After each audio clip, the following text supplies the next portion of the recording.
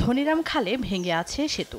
কুড়িগ্রামের ফুলবাড়ী উপজেলার বড়ভিটা ইউনিয়নের ধনিরাম খালের উপর 2017-18 অর্থবছরে 40 ফুটের সেতু নির্মাণ করে দুর্যোগ ও ত্রাণ মন্ত্রণালয়। উদ্বোধনের 3 মাসের মধ্যে বন্যার পানির তোড়ে ভেঙে পড়ে সেতুটি। এরপর থেকে একটি আবাসন প্রকল্প ও পার্শ্ববর্তী 10 গ্রামের মানুষের যাতায়াতে শুরু হয় চরম ভোগান্তি।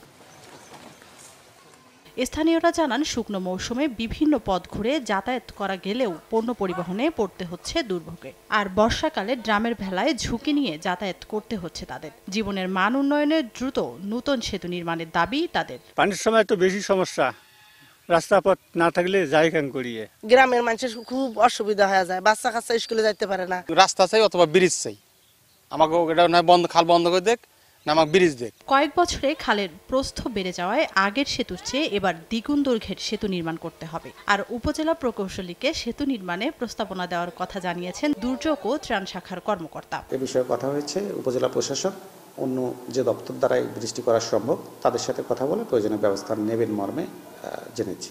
2017-18 অর্থ বছরে 31 লাখ টাকা ব্যয়ে নির্মাণ করা হয় খালে ভেঙে পড়ে থাকা 40 ফুটের সেতুটি। সময় সংবাদ, কুড়িগ্রাম।